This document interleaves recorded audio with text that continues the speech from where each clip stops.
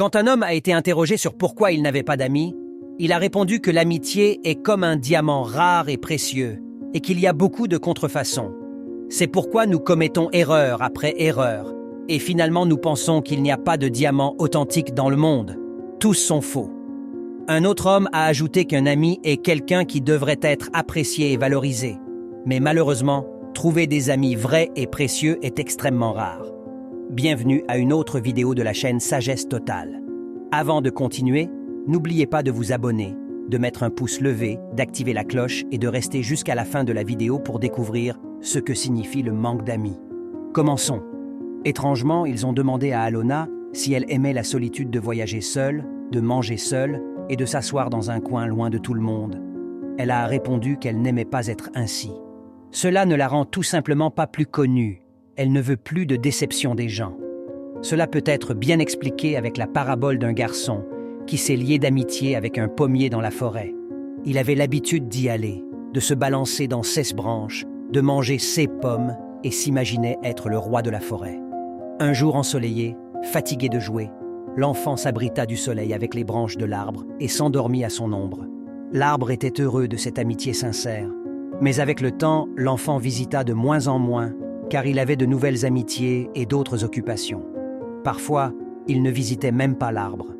Un jour, il remarqua que le garçon avait l'air mal à l'aise, et l'enfant, avec les yeux, demanda ce qui se passait.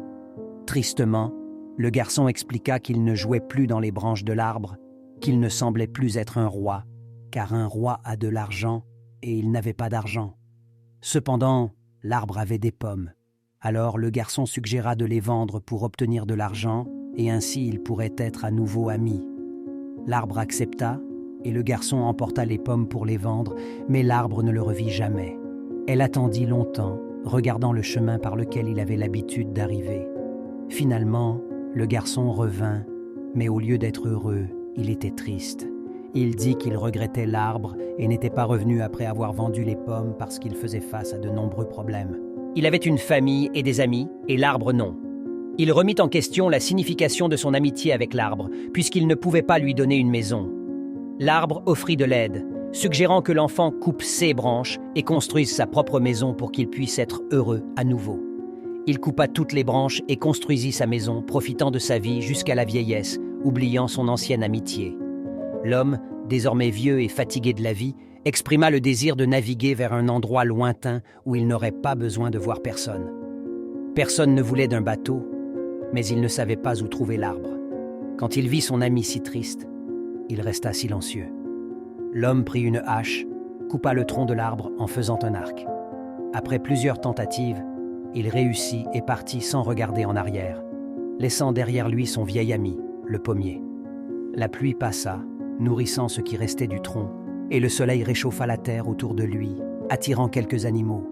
Ils passèrent du temps et apprécièrent la vie en elle.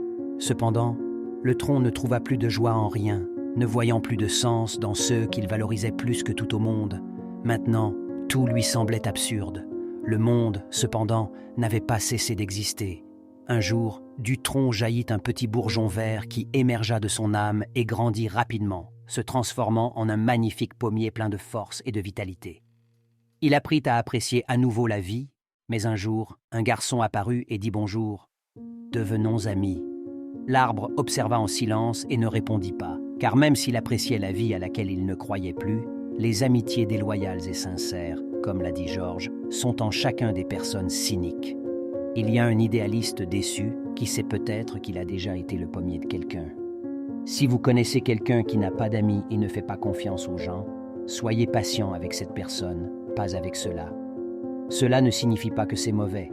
Peut-être qu'il a été un pommier pour quelqu'un de nombreuses fois et a cessé de croire en une amitié honnête. Cela nous montre qu'il y a de nombreuses raisons de ne pas faire confiance aux gens, mais en vous, vous pouvez être un agent de changement. Vous pouvez être un pommier avec des limites, un véritable ami qui apprend aux autres comment se faire un ami authentique. Avec le temps, le pommier a appris à faire confiance à nouveau grâce à la patience et à la persévérance de l'enfant. Il a découvert que l'amitié, bien que parfois compliquée, était un lien puissant qui pouvait apporter joie et sens à sa vie. À mesure que l'amitié grandissait entre l'arbre et l'enfant, L'espoir naissait également dans le cœur de l'arbre, et la confiance était restaurée. Cela montre qu'après la déception et le cynisme, il est possible de trouver des connexions authentiques avec les autres. L'histoire de l'arbre et des pommes est devenue une légende dans la communauté, rappelant à tous que, malgré les déceptions et le scepticisme, une véritable amitié peut perdurer et est une force transformante. Voici des informations fascinantes sur les avantages de l'amitié et des relations sociales pour notre santé et notre bien-être. L'amitié étroite devient un pilier crucial de soutien, réduisant le stress. Les amitiés proches offrent réconfort et joie dans les moments heureux et soutien dans les moments de tristesse. Avoir des amis proches est corrélé à une plus grande satisfaction dans la vie et à une amélioration du bien-être émotionnel. En ce qui concerne le renforcement du système immunitaire, l'amitié joue un rôle important. Des connexions sociales positives ont prouvé augmenter les défenses du corps en maintenant des relations solides et en améliorant la réponse immunitaire. Cela signifie que nous sommes mieux préparés à lutter contre les maladies et à récupérer plus rapidement. La longévité est également affectée par les relations sociales.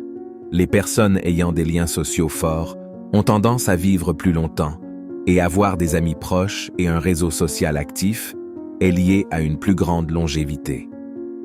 En plus de l'importance des relations sociales pour la santé physique, les connexions sociales réduisent également le risque de dépression. Les personnes ayant des réseaux sociaux solides ont un risque moindre de développer une dépression et, s'ils en développent, ont tendance à éprouver des symptômes moins intenses. Le soutien social joue un rôle clé dans la surmonte de la dépression et d'autres conditions de santé mentale. Les amitiés intimes contribuent également à une plus grande estime de soi, en fournissant un sentiment d'appartenance et de validation. Les personnes ayant des amis proches ont tendance à avoir une estime de soi et une confiance en soi plus élevée. Les amis peuvent fournir des retours positifs et aider à construire une image positive de soi. De plus, des amitiés solides sont associées à des comportements sains.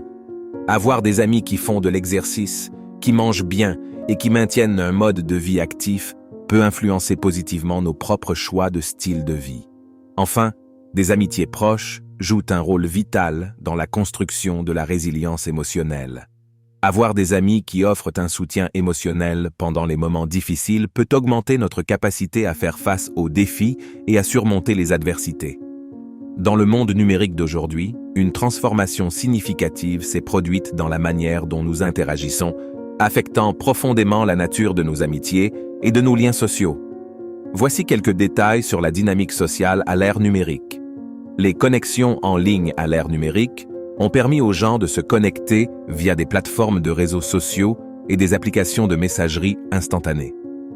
Cela a conduit à l'émergence d'amitiés virtuelles, où les gens peuvent développer des liens significatifs indépendamment de la distance physique. Les réseaux sociaux tels que Facebook, Instagram et Twitter ont révolutionné la manière dont nous restons en contact avec nos amis et notre famille. Ces réseaux nous permettent de partager des moments instantanés de nos vies, des photos et des pensées, nous maintenant connectés d'une manière sans précédent. Malgré les avantages, les réseaux sociaux ont également suscité des préoccupations liées à la vie privée et à l'intimité.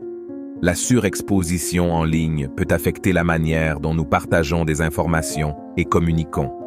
Les applications de messagerie instantanée telles que WhatsApp, Messenger et Instagram ont transformé la communication en permettant des conversations en temps réel, le partage de photos et de vidéos, favorisant un sentiment de proximité même entre des réseaux distants. Les professionnels, tels que LinkedIn, ont changé la manière dont nous construisons des réseaux professionnels et les connexions numériques peuvent ouvrir des portes à des opportunités, des collaborations professionnelles et une croissance de carrière. L'ère numérique a donné naissance à l'émergence de communautés virtuelles, où des personnes partageant des intérêts communs peuvent se connecter et partager des connaissances. Cela a conduit à la formation de communautés spécifiques, allant des groupes de soutien aux forums de discussion sur des sujets spécialisés, y compris la sensibilisation à la santé mentale. Les réseaux sociaux mentaux ont joué un rôle vital en permettant aux gens de partager leurs expériences et de rechercher du soutien. Les communautés virtuelles en ligne jouent un rôle crucial dans la réduction de la stigmatisation entourant les problèmes de santé mentale. Malgré les avantages de la connectivité numérique, des défis tels que le cyberharcèlement ont émergé et la pression pour suivre les activités en ligne et la comparaison constante peuvent affecter négativement l'estime de soi et le bien-être émotionnel que l'ère numérique a apporté. Nous avons étendu nos opportunités de connexion et créé de nouvelles formes d'amitié et de relations sociales. Cependant, la résolution de ce problème présente également des défis uniques qui exigent un équilibre entre la connectivité en ligne et des relations significatives en personne pour maintenir des relations saines et satisfaisantes. Au milieu de la crise de la solitude, malgré le fait que nous soyons plus connectés que jamais, de nombreuses personnes éprouvent une sensation d'isolement. Cela a conduit à une reconnaissance croissante de l'importance des connexions sociales et a donné lieu à des initiatives pour aborder la crise de la solitude. Bien que nous soyons plus connectés, la solitude demeure une préoccupation croissante dans la société moderne, caractérisée par une profonde sensation d'isolement et un manque de connexion significative. Même à l'ère numérique hyper connectée dans laquelle nous vivons, de nombreuses personnes font face à une solitude écrasante, malgré la disponibilité de connexions en ligne. Cette crise de la solitude a diverses causes, telles que la déconnexion sociale due à la diminution des interactions en face à face, en particulier entre les générations plus âgées et les jeunes immergés dans la technologie. Le manque de compétences sociales résultant de ce passage à l'interaction en ligne peut également affecter négativement les relations interpersonnelles, ainsi que la pression et les attentes sociales. Avec des modes de vie occupés, peu de temps peut être consacré au développement de connexions significatives.